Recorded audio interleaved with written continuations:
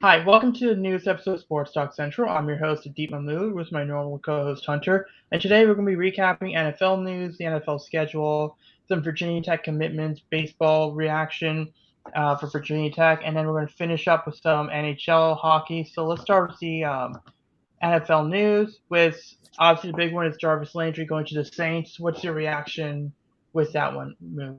I think it's a good move for New Orleans. They're top three next year. If Michael Thomas is healthy, him, Chris Olave, and Jarvis Landry, that's probably one of the better top threes in the league, wouldn't you say? I mean, I know Jameis Winston is, he's hot and cold, but he really has no excuses. I don't really think next year just because of those three weapons. And he has Alvin Kamara in the backfield.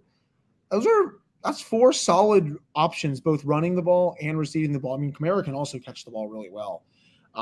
So I like the move. Landry I thought was good in Cleveland last year, even though I think he only had 2 touchdowns, but he had also a kind of a weird quarterback situation. I think he's going to be pretty good with the Saints. They got him for pretty cheap too, just a 1-year deal. If he plays well, he has a chance to cash out. Yeah, no, I think that it's definitely a solid move for them. It's good insurance for Michael Thomas because Yeah. Chris Olave is gonna be pretty. It's gonna be solid. But if Michael Thomas isn't Michael Thomas, at least you have Jarvis Landry there. I don't know. I think they have Callaway is the other receiver they have, which is gonna be pretty interesting. I don't. Trotman, I believe, is their tight end. So it's gonna be. So they definitely have the option. James Winston definitely has options to throw to. Now, I mean, Mhm. uh, I know a lot of Ravens fans were upset with losing Landry. I'm not. Like, I'll be honest. He's another slot guy, and really, the Ravens, if they were to have gotten a receiver, they needed someone who could take the top off of defense, which isn't what Mhm. Jarvis Landry is. And then not only that, Mark Andrews is your wide receiver one, and before anyone says it, I know he's a tight end, but his job description is that of a wide receiver one. He's just called a tight end. He's just being labeled a tight end. But yeah, he is your wide receiver one. Bateman's your wide receiver two. So whoever you bring in has to be your wide receiver three. But also the guy you bring in, they also have to not stop Duvernay and Prochet and Tylen Wallace and Benjamin Victor and your undrafted guys developing as well. So you have to find that tricky balance. You have to find that Sammy Watkins type receiver who's veteran enough that you know who he is, but it's not has an ego enough that he's going to take away opportunities. And I think that was one of the biggest problems last year was not incorporating Bateman or Duvernay because Sammy Watkins will be in the game when you would probably want to see a Duvernay or you would probably want to see a Prochet, and he was taking opportunities there. So I kind of want to see those guys develop. Who I want the Ravens to take if they were to get a veteran receiver. I know a lot of people are going to hate on this. I think Will Fuller. I think Will Fuller. I know he's injured. I know he has an injury history, but he has legitimate game-breaking speed. He's not, like I said, not going to be the primary guy. He's going to be the guy that you could put on a snap count at the start of the year, like say 10, 15 snaps per game for the first half or something like that, or first quarter, and kind of build his way up to the point where he's like on there for like what 30, like half the snaps on offensive snaps. So I think if you do some load management, you can make it work. But what are your thoughts on the Will Fuller or Marquise Goodwin type receiver on this team? If Fuller they, would be Fuller would be good. He's just like made of glass, I think, as you said. So, are you willing to sign him to like a 1-year cheap deal and hope that he doesn't get hurt? I mean, it's risky, but the reward is pretty good. I mean, Marquise Goodwin is not a bad player either. They need to bring some sort of veteran in there. I don't really like where their room is right now. I mean, you're right that Andrews is kind of their wide receiver one, even though he is a tight end. But Bateman, I think, is still kind of unproven at this point. I know Duvernay and Prochet are there, but I still feel like they have to bring in, one if not two more players so that Lamar Jackson has, I guess, a better target to throw to. Because I guess the void that's left by Hollywood Brown, I think, is still there. I don't really think you guys are going to sign Julio. I don't personally see that just because I think his age and I mean he's not what he used to be. Um, I think it's going to be someone younger. I mean Fuller would make sense, but again, are you willing to bet on the high risk, high reward potential with him? yeah, no, that's why I said that if you do bring in Fuller, you have to have a plan because I think that Yeah. you're right. Fuller is the guy you want because you want your young guys to have opportunities. And the thing about Will Fuller is very talented, has game-breaking speed, but the more you use him, the higher the risk there is of injury. But if you give him to a team that's really, because here's the thing, Hollywood Brown had what 1,200, like he had 1,000 yards last year, and he probably had what 200-ish yards through drop passes. So Mhm. you really have to replace that yardage. But then again, if Bateman goes from 550 to 1,000, that's 450 right there. If Duvernay goes from 200 to 400, that's 200 right there. If Charlie Kolar steps in and he goes from I forgot what Josh Oliver got, but like if he gets 300 yards, you could still aggregate those yards. What you're missing is the speed. Now, I think with Will Fuller, he'll give you the speed. So if it's like a 1 year, $2 million deal, sure, go ahead. But you Oh also yeah, have to have a plan. You also have to have a plan. Like that's why I brought in load management and snap count. Start him off doing 20 to 25% of the snaps per game, and then as he gets healthier, then start to incorporate him. Because then at that point, the idea would be that snap count would also allow you to develop Duvernay, Tylan Wallace, James Prochet. By the way, like these guys, like Tylan Wallace, great contested catch guy. Devin Duvernay, if you can play on special teams, if you can be a Pro Bowler on special teams, you're good with space. And one thing the Ravens offense can do with Andrews and Bateman and Kolar and Isaiah Likely and those guys, they can put guys in space. And so Duvernay has the tools to succeed, and he had if you saw his plays at Texas, has the tools to succeed. He needs the opportunity. Prochet has like an 80% catch rate in his career. These were stuff that helped him out in college at SMU. They haven't disappeared. These guys have skills. These guys have had when their number has been called, they have been productive. I don't like I don't agree with some of these fans saying, "Let's go ahead and draft another vet guy because we can't develop these receivers," but you're endorsing a move that's going to prevent the development of these receivers. So I don't like that's the thing that bothers me there. And then so I mean I agree. Like you have to Will Fuller is a risk, but I think for what they're trying to do and developing these guys, because I brought in my theory last week. I think receiver is one of the least valuable positions on the field because you need about 4 or 5 position groups to do their job or not do their job, which is your quarterback, your offensive line, your D line, your secondary.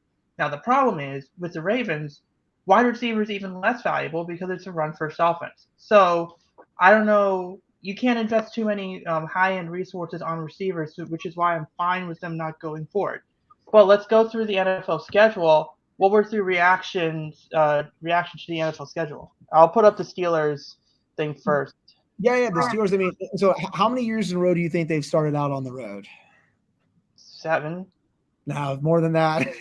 8. Since 2014, they have not had a home game to start the season. They've started on the road every time, and that's continuing this year. They're going to go into the jungle and play the Bengals. Um, it's weird. Again, the Steelers and Ravens do not play again. Week 14 and week 17. Really weird. Yeah, That's 2 it's years not like in a row. yeah, it's like the last year where it was the Ravens and Browns. It was like Raven. It was like what was it? It was Browns, Steelers, Browns. It's not like that. Mhm. Or from this Brown side, Ravens bye week Ravens. Oh, my German Shepherd is just teasing my lab over here like an ass. Yeah, Um, okay. yeah, I So mean the schedule here, yeah, Cincinnati, New England. I mean, those are two tough games to start out. If Deshaun Watson is not playing week 3, I think the Steelers can win that game. The Jets, I don't really think the Jets are going to be that good. Buffalo, obviously, Tampa Bay, at Miami, at Philly. Maybe they can win a couple of those. But what the big thing is, no 4 o'clock games here. I've never seen a Steelers schedule when there's no 4:25 game. oh wow, MH you're right. It's like wants to start 8:20 or game. There 1 is o'clock or 8 yeah, o'clock. no 4 o'clock games. Very weird. That can change potentially. There are a good chunk of primetime games, obviously. There's a Sunday night game against Miami, Sunday night game against the Bengals, Monday night game against the Colts. I believe Christmas Eve they play the Raiders at home. I believe that's Christmas Eve. And then they also have a Thursday night game against the Browns. Again, that's probably going to be without Deshaun Watson. It's really not a bad schedule. They don't leave. They have to leave the Eastern time zone, which is just insane. I don't think I've ever seen that on a Steelers Either schedule. to the Ravens. Yeah, and they play on New Year's Day at Baltimore. That's going to be fun. But again, look at that. Week 14 and week 17, that final stretch. Baltimore, Carolina, Vegas, Baltimore, Cleveland. Not really a super terrible stretch here down the stretch. And you add Atlanta. I mean, sure, the Ravens games are going to be tough. Maybe the Raiders will be pretty decent, but those other games are not super terrible. Again, the Steelers are going to be right around a 500 team next year. They got not even that good quarterback play in 2021, and they still made the playoffs. So it's really not a bad schedule. It's nice that almost all the games are going to be over by 4:00 for me on my Sundays. Few primetime games, whatever. And I'm glad I'll be able to go to a game probably right around the time of my birthday, like around November 13th or something. So, which is good. Yeah, and let me just get to the Ravens schedule here. All right, so it's pretty interesting here. My first thought is they are getting through the AFC East pretty quickly because it's Jets, Dolphins, Patriots, Bills, and then that's pretty interesting there. That is hilarious. And a whole AFC East just to start out. That is your first 4 games are the whole AFC East division? Yeah. What the heck? Yeah, no. So I mean, that's gonna be pretty interesting. I thought it's a pretty good look. I think it's a decent start to the season. It's Do you have not any one. 4:00? Do you have any 4:00 games?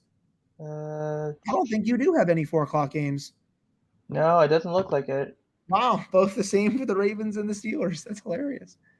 Yeah, yeah. So no, we actually don't. I don't think we have a 4 o'clock game there, but because the Bengals would be a 1 o'clock game. But yeah, I mean, it's definitely different from last year in a couple of regards. One, the Ravens didn't have like last year. Ravens had like 3 primetime games in the first 5. This year, their first primetime game isn't until week 5, against the Bengals. So we'll see. That's gonna be pretty interesting there.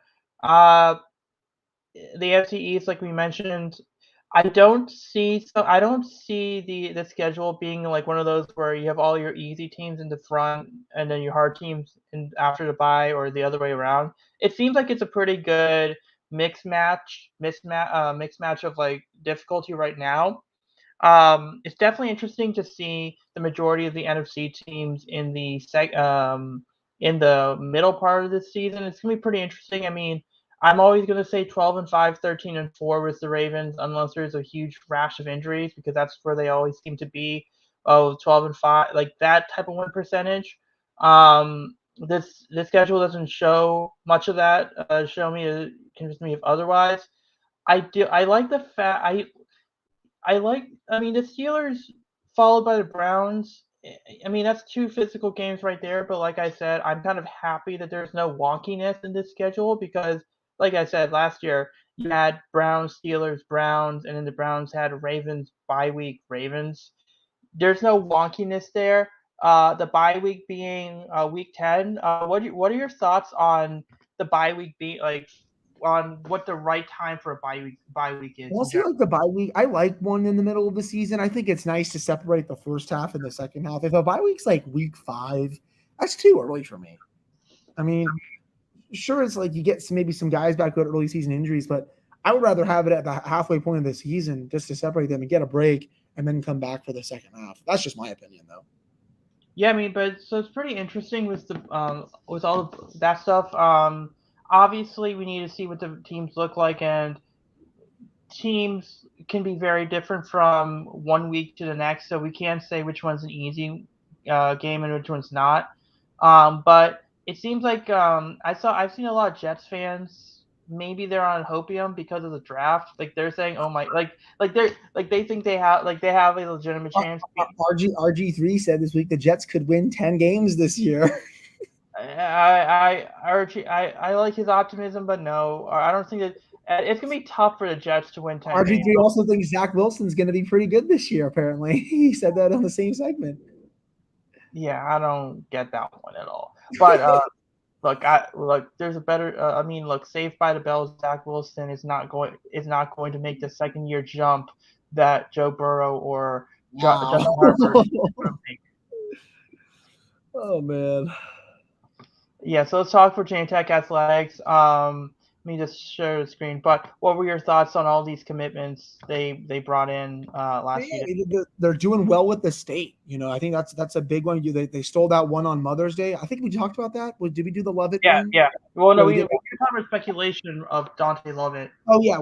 So yeah, he officially committed. They got that quarterback from Georgia. There's more crystal balls that I think are coming in. All these players so far, all 3-star recruits. That's fine. You're not going to get 5 stars overnight here, or high 4 stars. But I still think there's the potential for them to get a good chunk of 4 stars. It's just they've been so far behind with the recruiting this class, just Did you because Justin. hear what? Yeah, did you hear what Brent Pry said? Yeah, he felt bad that like they've been so far behind. I'm pretty sure is what he said. Yeah, yeah. So basically, he just said something along the lines of, most of these guys have already had multiple visits with other schools, and Mm-hmm. we're them for the first time. Yeah, and he's right. I mean, Fuente was just not good at recruiting, and it shows, and it showed big time. They've been behind the 8 ball with a lot of these. It's nice that I think they're hopefully getting some decent studs in this class, and there's the potential for more. Let's see what else they can do here. The summer's right around the corner. That's where I think a lot of these guys are going to start committing on here at some point. So pretty happy, especially with that quarterback. I think Evan Watkins of 247 said this could have like a trickle down effect for getting some more players from there. So that will be really nice. Yeah, no, I think for me, I'm going to start with the receiver Marcel Baylor. If we Mm-hmm. didn't get him, that would have been really bad because he is literally in a neighborhood right now. Yeah, I think he's at Radford, right? Is that what it says? Yeah, Yeah, I think. Radford. He's from Radford, so he is literally in the Virginia Tech backyard. So that would have been bad if we didn't get him. But so we got him. I like the size. You're right about Dylan Whitkey. He seems to be, from all reports, someone with high athletic projection. Um, so I could see him being a 4-star at some point. Dante Lovett, the Dematha to Virginia Mm-hmm. Tech timeline is going. It's getting stronger. I think the last Dematha guy was what, Cam Phillips. I believe you're right. Yeah, and then obviously we know that the Dematha basketball coaches with the staff at Virginia Tech. So on the Mm-hmm. basketball situation, we're good there. I like the O line. I think I Gabriel Arena is pretty. It seems like he's gonna be pretty good, and he's active on the recruiting trail as well. Uh, Hans Hammer is a project. I think I kind of regard him in the same way I regard what was the guy, Wilfred Penney. I think so. Yeah. Yeah, so I kind of regard him in the same way as an international guy. Jason Abbey is a guy that, again, I think we talked about it. Just bulk him up a little bit, and I think he'll be a solid player. So it's a very strong start of the recruiting class. Obviously, there's no 4-star, 5-star guys, but then again, you kind of highlight the reasons why we haven't done that. It's not Brent Pry's fault. But to me, it's a good start. Good guys with projection. We'll see what happens. And I believe at this point in time last year, we didn't have this many recruits. So they're clearly working double time. Then in basketball, they got another guy in there. So I think that there's some good. We're recruiting very well in football and basketball, and then on baseball, uh, They just took 2 out of 3 against. They just took 2 out of 3 against Louisville. I'm pretty sure they may be top 3 in the country next week. yeah, they should. Louisville's Yeah, the number. Louisville's the number 7 team, and they won the rubber. They won the rubber game today, and apparently they may be close on getting a top 8 seed in the NCAA tournament, from what I read. Yeah, so from what I read, it's to win the Coastal is either them or Miami. And right now, because Virginia Tech took 2 out of 3 from Miami, I think it's if they go one. Let me see if I can get. Let me see if I I think can. they have Duke. They have Duke coming up. I'm pretty sure. I think they play another team, but I can't remember who it's Yeah. called. So basically, okay. So here's how. So basically, if this was before today, so this is if Tech goes 2-2, Miami has to go one. Miami has to go 1-3, for them to make the to win the Coastal. If Okay. Tech goes 3-1, Miami has to go 2-2. Tech goes 4-0. Miami can So basically, Miami's up behind the 8 ball because they lose the tiebreaker. So they're in good position. We should see more baseball kind of being in a higher state right now in Yeah, Blacksburg. they're ridiculously good. Yeah, so it's gonna be pretty interesting to see. I mean, I might actually watch the College World Series if once I would if love to see them I would love to see them make the College World. That would just be crazy if they did. yeah, and it'll be the one sport. It's like people have been clowning Virginia Tech on they haven't won a national championship. Baseball, ironically, would be one of the last sports you would think would be the one. I mean, I don't. Let's not count the chickens before they hatch, but uh, yeah, Yeah, let's see. and then the softball team I think made the semifinals and lost. I'm pretty Yeah, sure. they lost to Clemson. Yeah, Okay, so those are some good teams too. yeah, so that was good there. And then we're gonna finish up our show with NHL hockey. Go ahead and talk. Lots of game sevens today around the NBA too. I think it's Yeah. the Bucks Celtics series, and then Suns Mavericks, and then today Penguins Rangers and Stars Flames. Second round of the playoffs starts next week.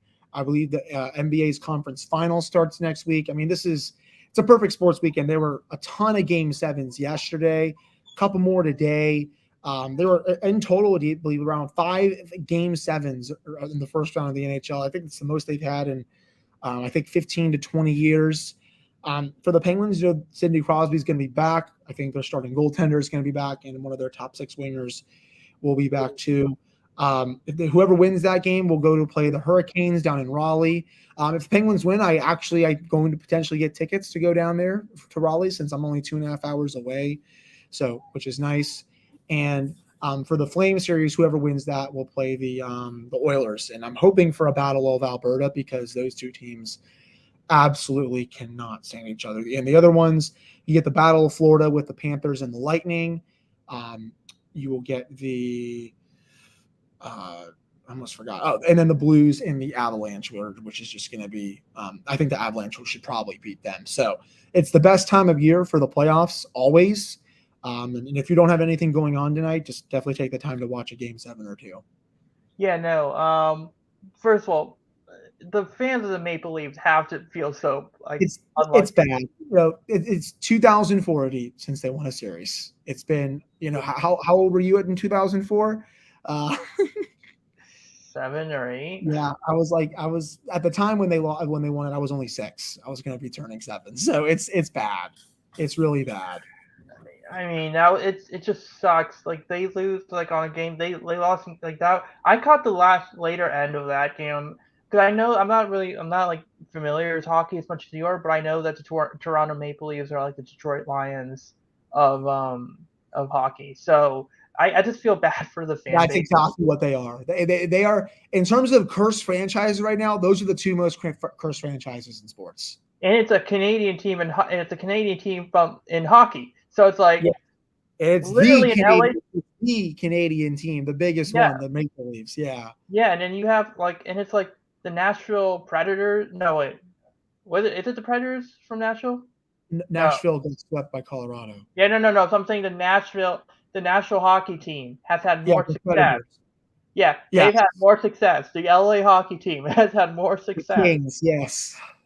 I mean, next thing you know, Texas is going to have a hockey team, and they're going to have more success. Well, they do. They have the Dallas Stars, and they went to the final just 3 years ago. So yeah, the Texas team, a team from Texas, a Texas hockey team has more success than a Canadian hockey team. That's just absolutely brutal. So I mean, that's like saying a team from Germany has a better football team than the Detroit, has more success than the Detroit Lions. That's how bad. That's how bad it is. Yeah, so we'll end the show on that note. We'll come back next week. I'm going to the Orioles game, so obviously I won't be able to make it. I won't record in time, so we're gonna record next Sunday around this time. We're gonna be talking probably some MLB, some MLB, NHL, and if there's any other news in Virginia Tech athletics or NFL, we'll talk about that as well. Yeah, bit of a slow time right now. It's just because the NFL offseason is so dead, but I'm sure it'll pick back up here in the next month or 2. Yeah. All right. Talk to you then, man.